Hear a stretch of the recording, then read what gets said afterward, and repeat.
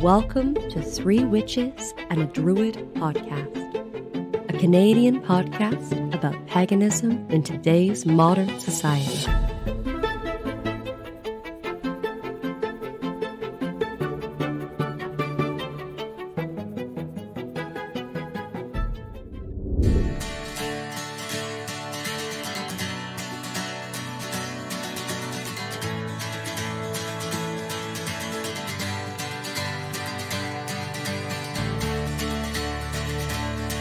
And now,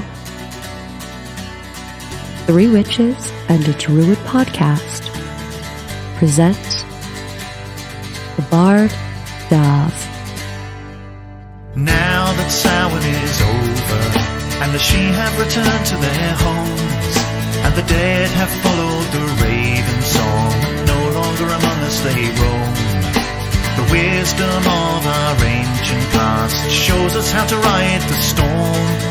For their tombs they swallowed the rising sun. The Mabon is always reborn. Reborn, oh. So come all you people, come and sing with me. Join our voices and sing the long nights away. All over the land a chorus of voices will sing for the rising sun on midwinter's day. On midwinter's day.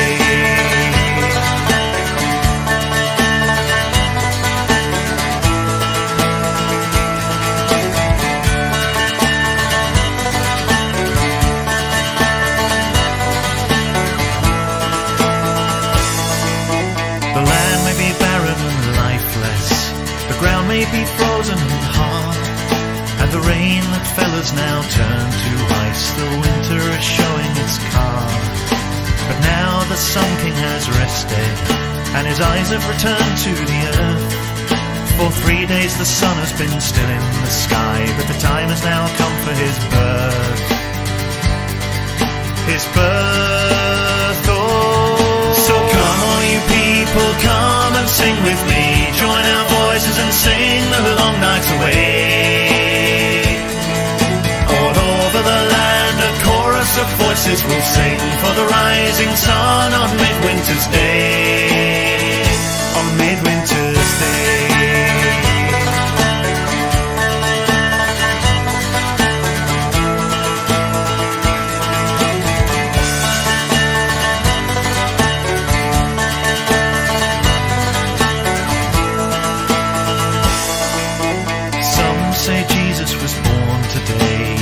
Say he is the Mabon. Some say he is the Son of God, while others the Son of the Sun. Some may listen in woodland for the call of her, while others they hear the clash of swords, for the old king will return. Return home. So come all you people, come and sing with me. Join our voices and sing the long nights away. All over the land a chorus of voices will sing for the rising sun on midwinter's day. On midwinter's day.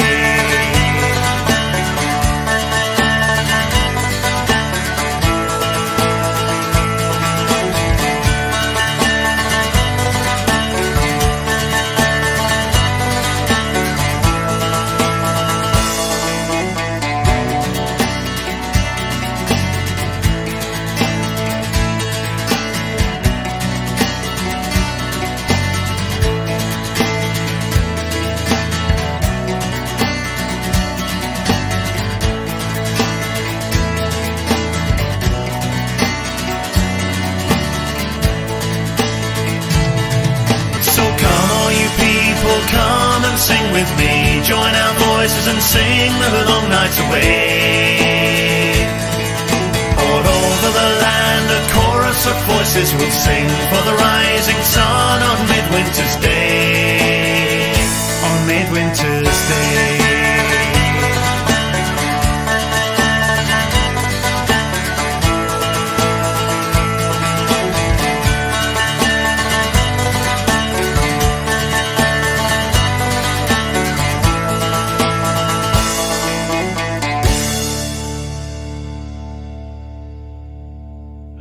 We are sitting around the lovely Gwen's living room, and we are going to talk on this dark winter night on how to bring some light into your life over these next few darker months. Drinking. We are yet again. There it is again. I'm Margot.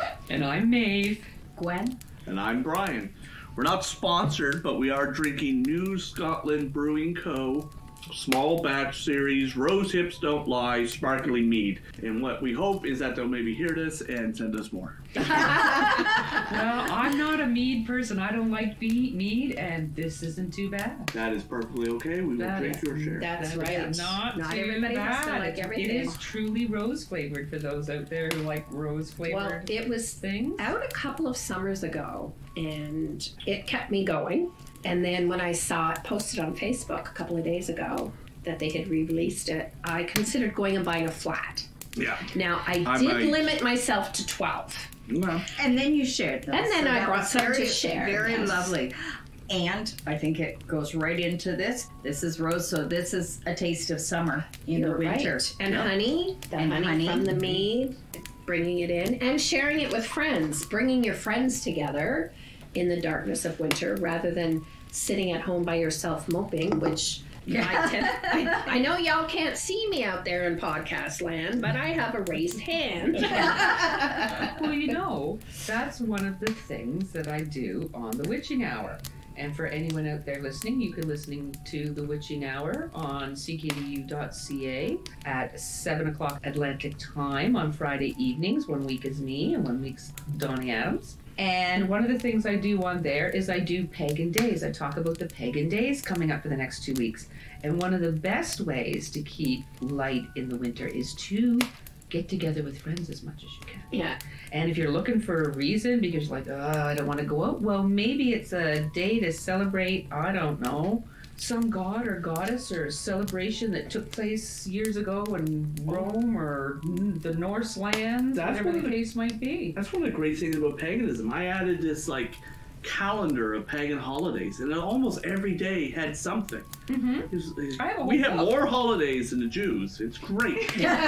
So you have just tons, anything you want, it's in there, and you can just celebrate it. Well, I have a whole book called Pagan Days. It's great, and I read it on the show, and it's a great opportunity, I find, to get together with people or to do some research. Anyone looking, I'm a research kind of girl. Oh, who's this? Never heard of them. I'm going to look this up. So it's a great way to keep the winter blahs away. But yeah, seasonal depression obviously is a real thing, and people need to handle that in a variety of ways, and whatever is healthiest for you, be it talking to a doctor, be it talking to a psychiatrist, be it talking to friends, or be it playing video games till 4 a.m. and sitting on the couch getting blazed. Everybody's different, and that's No judgment. yeah, no judgment. We are not here to provide any medical advice whatsoever. I would not accept medical advice from any of us. But what we're here to talk about is some of the little things that we individually may do to bring the light into the darkness. Because, yeah, it's really dark. Well, for me, for sure, sort of discovering the wheel of the year and understanding the wheel of the year and why we have a time of darkness and the land is fallow and covered in snow, although I'm so grateful for the rain to wash it all away. It really did help me a lot with coping with the darkness and dealing with how dreary it can be, knowing that on the solstice, the sun starts getting stronger. Right. Knowing that that has taken place by the solstice, even though it seems like after the solstice is the longest stretch of winter, the sun is getting stronger every single It's day. because it's colder. You really stop and think. It's just as light in November as it is in January. Yeah. And you're going, how the heck is that possible? But it's because it's so cold. Yeah. It's because the cold comes. And now, no one throw anything at me. Winter, I've never been somebody who's really gotten down in winter. And That's because you never lived in Winnipeg. that could be. Because, and I also think there is a theory that people whose birthdays are in January and February are not as affected because we're born then, and my birthday's the end of January. Ice was falling from the sky the day I was born. The only thing that really bugs me about winter is when you go out, you have to put on boots and the coat and the this. And am I going to take a walk? Well, then I need long johns. And that's the part about winter that bugs me. The dark can be a bit annoying, but It's all the in maintenance. the cold, it's all the maintenance. And I mean, that's the, I know that sounds crazy. Those but are that is things the that part. you have control over. For me, that's not a big deal. No, I It's hate just that whatever. part. I have control. I can, if it's cold, I'll put a sweater on. If it's, I will wear my other boots or whatever. But in my main job, I work 12-hour shifts. And so I leave in the dark. I get home in the dark, and I don't have a window. Yeah. And many people where I work don't have windows. Windows are for patients in rooms that stay, but in an emergency or whatever, clinics, you never see the light of day. Yes, that is tough. And it doesn't matter if I'm working day shifts or night shifts. I leave in the dark. Sometimes I could get home in the dark, but there are times when it's really dark that I may still be coming home and it's twilight at 7 a.m. It isn't really dawn yet. That's very, very difficult. I could see that. I don't have to experience that. Yeah. But that would be very, never seeing the light, like the old coal miners back in the day. Yeah. When they did it. You know this because you work the long hours. But one of the things besides getting together with your friends, I think, is if it is a sunny day, if it's minus 20, whoop-de-doo, put on your long johns and your hat, go out and get some sunshine. Mittens, not gloves, and get outside. Yes, Yeah. get outside. It is I find that the biggest thing is to try to go outside in the sunshine. I was going to say, I'm similar to you. I'm not affected by the darkness quite as much as people I'm around. But I feel it's a large part of that is because I am a stay-at-home dad / self-employed. So I'm out all day in the sun. And I get to suck it all up. I'm not stuck in a cubicle or an office or anything. Yeah, I was home for years and years, so it didn't. I was out with kids in the day, so it wasn't nearly as bad. And I suspect that is the vast majority of the problem is not seeing the sun. Yes. And it sticks around a lot less, of course. But when you have a chance, go out and do it. One of the solutions, it's not very pagan-y, but one of the solutions we have is that we ended up buying one of those daylight lamps. Yeah. Yeah, Karen loves it. She has it at her office, and she feels it really revitalizes her. And for anyone who can't afford it, check your local library, because here in Halifax, the local libraries, you can sign up to go in there for a half hour. Yeah, you can book, you you can book a your desk with time. one. Yeah, and even just our little library down the hill, in the upstairs, you go to the right, and there's one. You can sit right on the chair and pop that thing on, and a lot of people find they do help. Yeah. They do help. Actually, what is that? The term? Is it Norwegian? Seasonal. No, hygge, hygge. How do you say it? I don't want to say Hygge. where it's about comforting and Comforting and embracing that. I think too. There's that old joke that the worst thing that ever happened to human health was electricity. Because we used to go to bed in the dark, we were up in the light, we were this, we were that, and you just embraced, the dark and the this, and we're also go, go, go, go, go, and nothing changes in winter, and we're still expected to go, go, go, go, go. That if you can just embrace that downtime to this is fantastic, at the same time. Most experiments that involve sleep and going to sleep when it gets dark and getting up, even if there is that medieval, even when you wake up in the middle of the night and you have those couple of hours or maybe an hour in the middle of the night where you're awake, but it's that quiet reverie type, and there's no stress, and then you just fall back to sleep until daylight. People are always healthier and happier when they observe that.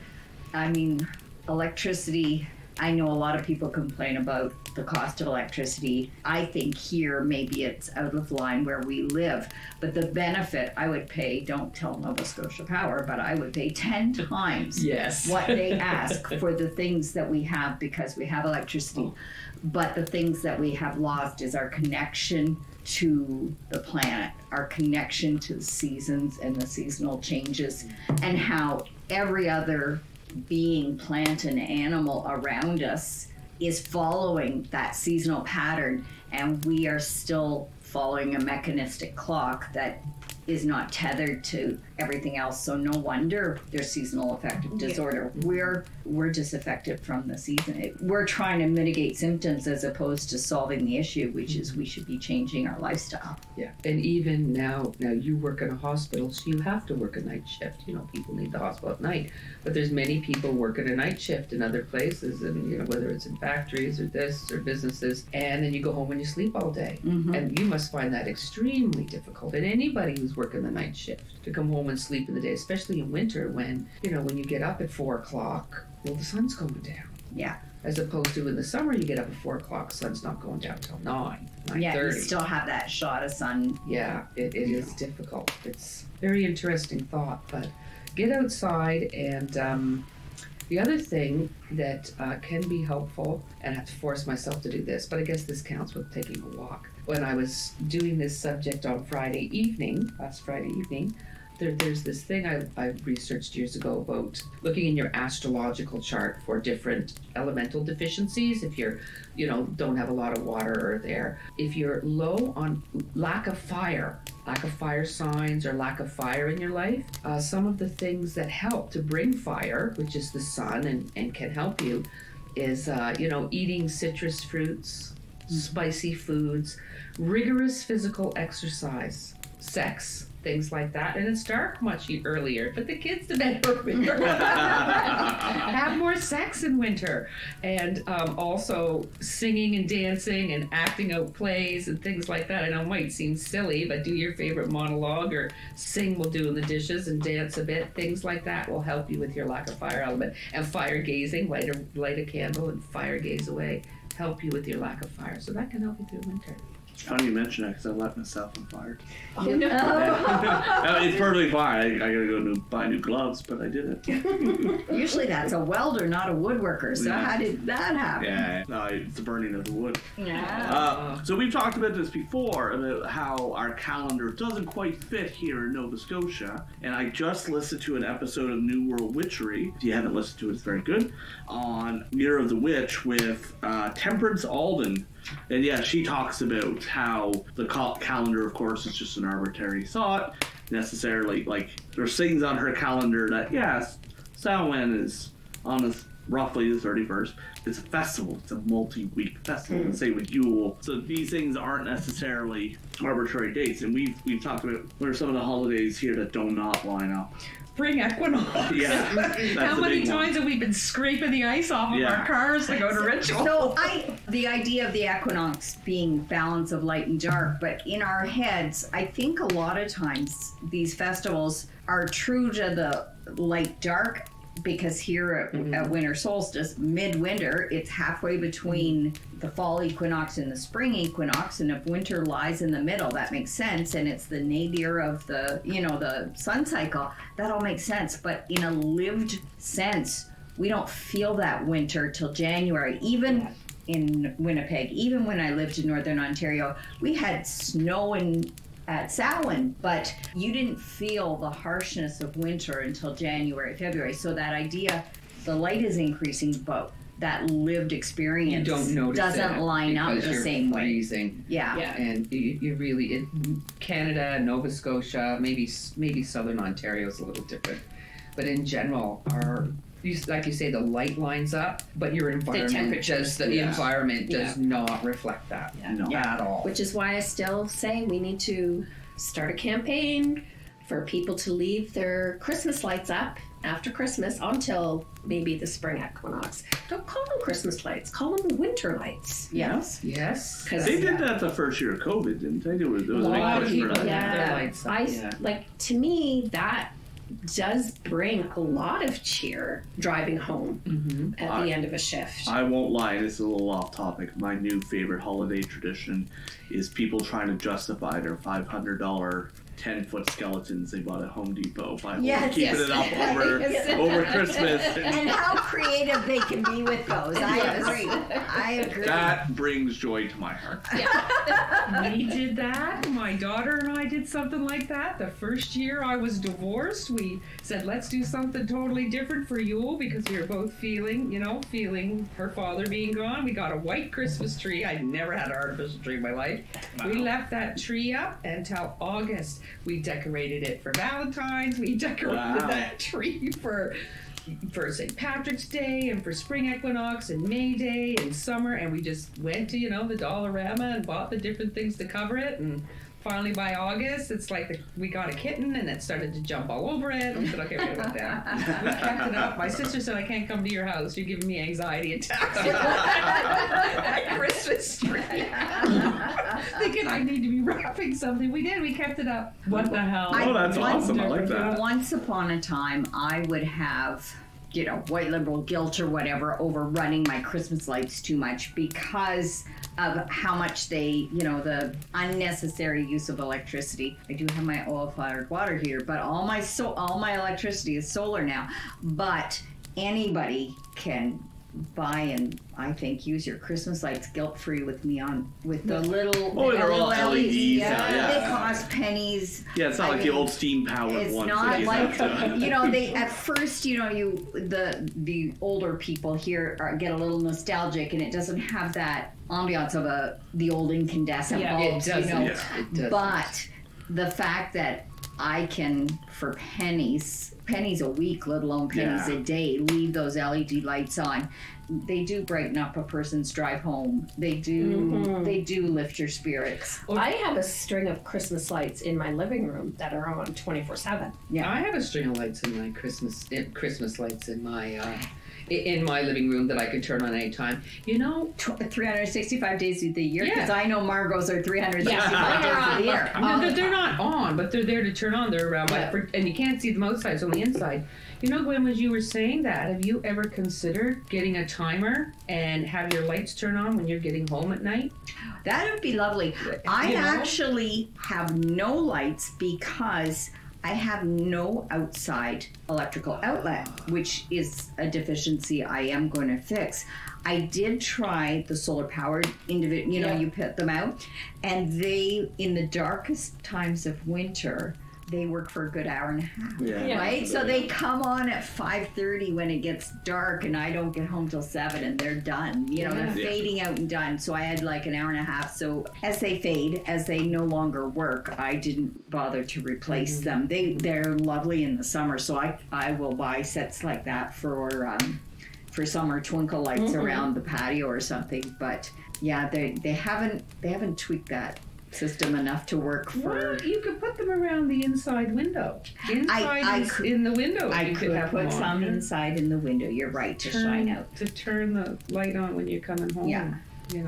I've also often thought, it's not really pagan related or anything, but not that I ever want to move again, because I absolutely do not want to ever move again. I know I'm going to have to at some point, but no time in the future. No time in the future. To have a housewarming party, and it to be, if people are going to bring gifts, it has to be a lamp. Just whatever kind of bizarre little weird lamp. I love lamps. I do too. I've just got a ton of lamps that I don't use. And you give lamps as gifts. I've had a number of lamps over the years as gifts from you. And there's one in there right now. Yeah. Anyway, I just think bringing light into the home, giving somebody light. That's actually really joy. That's really heartwell. Yeah. I think that would be a very cool way to celebrate a housewarming. Yeah. Yes. And again, it kind of feels into this whole bringing light into someone's life. And well, the typical gift for like a housewarming is a plant, which you're probably, depending on who you are, you're probably just going to kill it. I actually still have the shamrock that you gave me however many years ago. Well, you're the exception. You work in a... No. That's the shamrock is the exception. Yes. It has a very strong will to live, apparently. It does, and it lets. See, the only reason I keep any other plants alive is because when the shamrock needs to be watered, it goes bleh, and you water it, it goes boom, I'm back. And so I know when the shamrock needs to be watered, everybody needs to be watered. And then it's all good. I have That's fair. one type of ivy that it's really impossible to kill. I've had breaking snippets of it off for 25 years now. But I can grow you a vegetable, but I'm not good at those plants. It has plants. Because that would be a way of bringing summer into winter.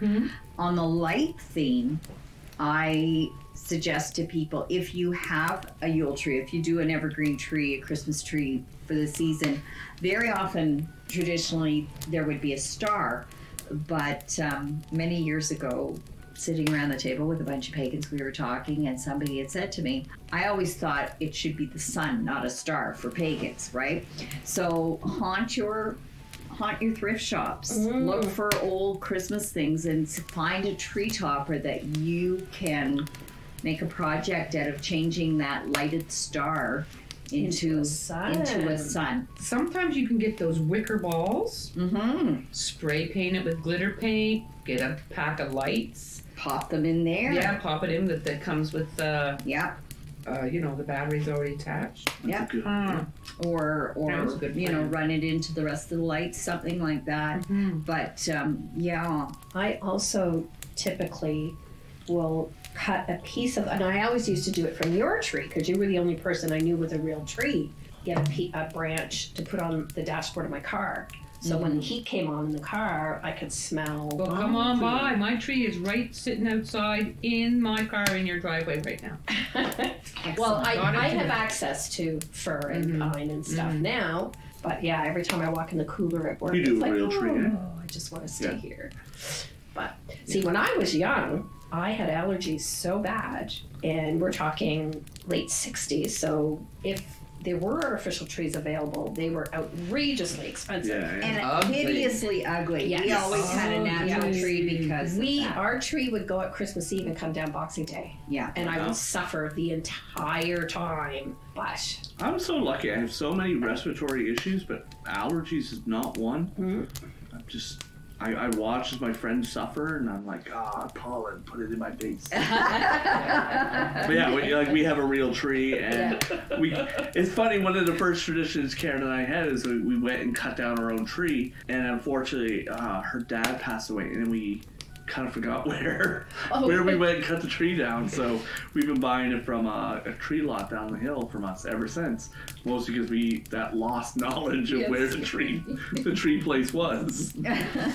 So like one of the things I do to bring light into my darkness, and it's a little off topic from what we've been discussing, I try to do a lot of volunteering and charity work, because I feel one of the things when I start to get down, I start to focus a lot on myself. And if I'm doing something for others, then I focus a lot less on my own flaws, which aren't really there. I'm just amplifying them in my own head. Yeah. So last year and this year, we're doing the Yule basket exchange through the Pagan Assembly, which is amazing. But like in February, as a Grove, we try to do a food drive, because a lot of the food banks still receive a lot of stuff at Christmas, but then they die out. Yeah. So February, March, we try to do another food drive. So that's enjoyable, something for us to do. Yeah, I find reaching out is what brings a bit of light into my darkness. Yeah. That's a good one too. I like that a lot. Volunteering, I do quite a bit of volunteering. Yeah. That always helps in everything. When you're feeling down about yourself, volunteering and helping others makes you feel worthwhile, makes you feel like I'm using the word important, but that you matter, I suppose. Yes. That you matter. That you matter to people, that I'm contributing, and I find that very, very fulfilling. I even say in my job at the hospital, there's so many people at the hospital that have really linchpin jobs where they matter if they're there. So even though it sounds like, this is an amazing job at the hospital, I matter, I don't really feel, I often say, a drunken monkey could do my job. I could be interchangeable and nobody would really notice. But when you are volunteering, you know that you matter. And it does change your outlook, and it brings that little bit of meaning to life, that being that just that mechanistic get up, go to work. Which I'm terribly caught up in. Like the whole go to work, come home, crash. Get up, go to work, come home, crash. One really good thing is you work with flowers all day. Yes. Yes. I mean, this is the other thing. It's my work is enjoyable, which is probably why I do too much of it. You know, why do I want to leave? I don't want to leave. I'm going to stay here with these flowers. Yes. So. And that's the thing is like you found a job that makes you happy. Yes. So and that's also part of it. Like there's this big movement, right? I'm not promoting anyone to go quit their job tomorrow, but there is this big movement over COVID where a lot of people realize, why am I doing this? Why am I doing this job that I'm miserable at, I hate, and I'm not getting anywhere in life? So we have this giant job shortage in restaurants and bars, and people are like, oh, why are people coming back? Oh, it's because of CERB. But no, it's because people... They have other jobs. Yeah, they bettered themselves over that closure. Exactly. They moved on. And for some people, maybe that job would have been fulfilling because, quite frankly, there were not all of my retail jobs, but in my early years, I did retail. And I really enjoyed what I did. And if in the right retail spot, I think I would enjoy going back to retail. But you don't feel like you matter. You feel in most cases that you are easily replaceable.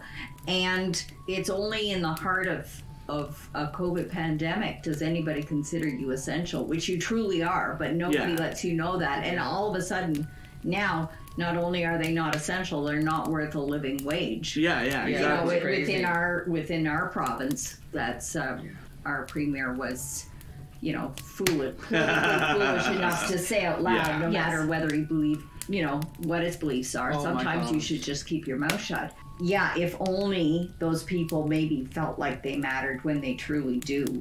Yeah. Things might be a little different. That person working in the grocery store, where would you be without them? Yeah. You know, and Tim Hortons or McDonald's was let's go to the drive-through was the only thing you could do for a couple months. Yeah. It's like they're very important to people's mental health. But I think we're at this weird point in our society right now where I think society is actually quite happy, just incredibly stressed and full of anxiety because of COVID and whatnot. And as we watch as grocery prices skyrocket and inflation skyrocket, people are starting to realize, well, hold up, why are groceries going up in price? Your CEO just got a $14 million bonus. Wait a second. Yeah. Yeah.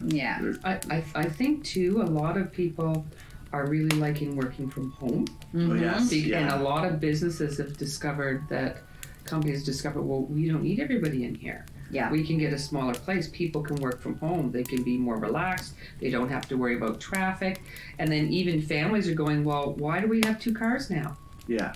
Why do we do this? Like, we don't need this. We don't need that. So a little bit of that is happening. Yes. A little bit of that is happening. And I think long term, that's going to make major internal differences for people, that they will find a happier spot for themselves. Yeah.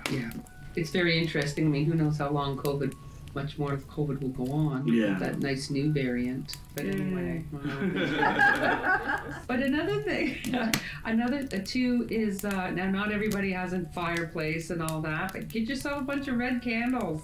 Yeah, just burn a bunch of stuff. Yeah, that's the most. That is, if you want to bring light into your life during the dark times, burn shit. Get out of your backyard and burn shit. Just because it's winter doesn't mean you can't go out to your fire pit in the backyard. It's actually safer and burn in most cases to have a fire in winter.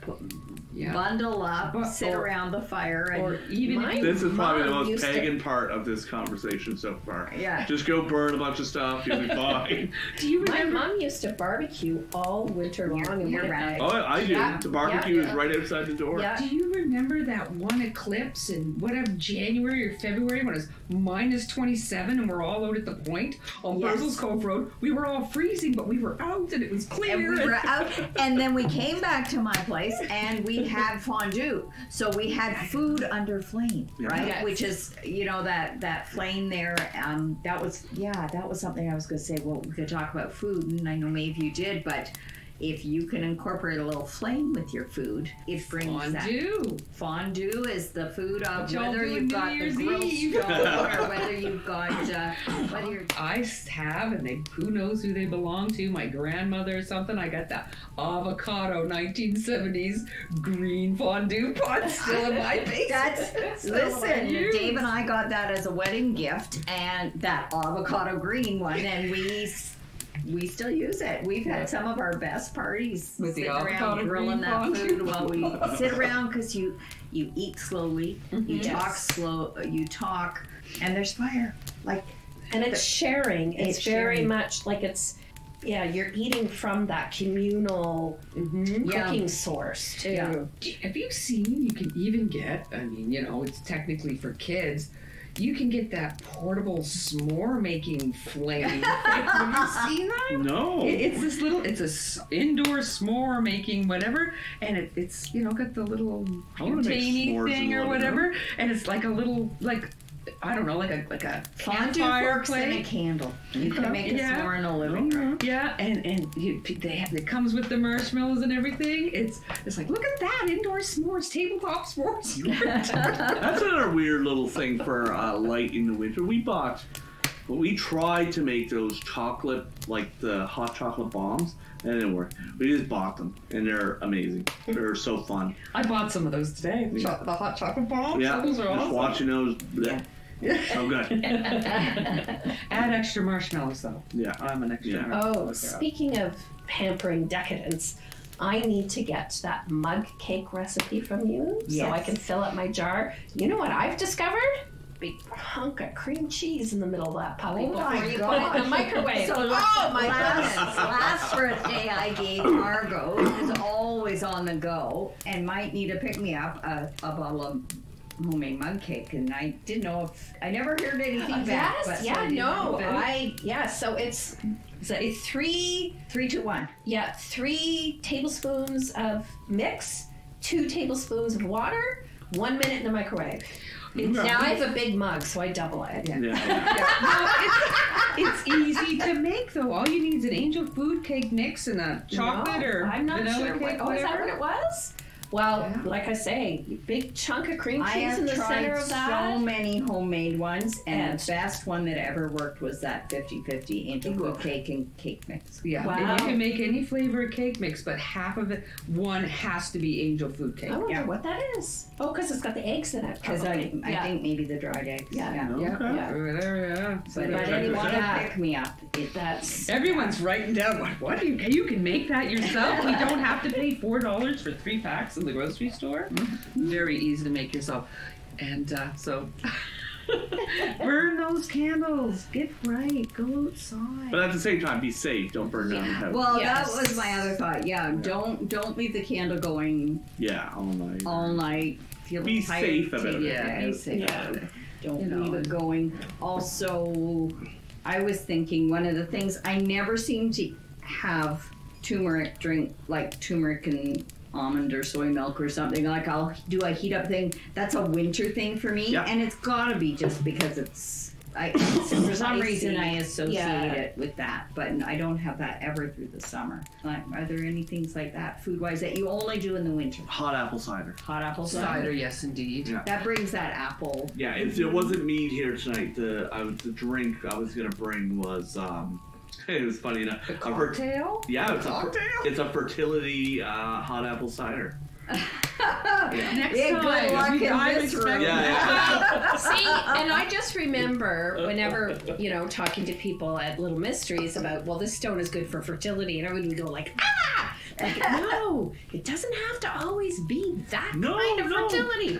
Creative fertility, financial Exactly. fertility, all Unless, these. unless it's a Shiva lingam. Yeah, no, there's only one use for that. Unless it's a Shiva lingam. Or a geode. Don't put a geode in your bedroom if you don't want to get pregnant. Because Just saying. just saying. I know at Little Mysteries, I always thought we should have our little wall of miracle babies because we had so many women come in. Really? Yeah. And say, but it was pretty on my And no, intake mostly it was, how They can I did get it on pregnant? purpose. What can I do? And I'm like, well, here, this is what you do. And then they come back, like, I think Oh, like thrilled. when we were trying for Atticus, we kind of went into it like not pessimistic, but like we're probably gonna have to take it a while trying this. Yeah. And Karen, first time it was a geode. Karen put her legs up on the wall. I don't know. And like bing bang boom right off the bat. Yeah. And we're like, oh okay. We're kind of hoping we get a little bit more practice in. Whatever. Yeah. But yeah, geodes. Yeah. Definitely. And raspberry leaf tea. Yes. Yes. So there we are. But that's not an issue. I don't know, you and Karen are going for more, but for three of us, Well, that's no eventually, issue. we want another one, but we need a house before we get there. We discovered she was pregnant because we were at the farmer's market one morning at like 8 a.m. She's like, man, you know what I want? I want a lobster roll. And I'm like, and her mom was like, nobody wants a lobster roll at 8 a.m. other than pregnant women. So we went and got a test. And there we are.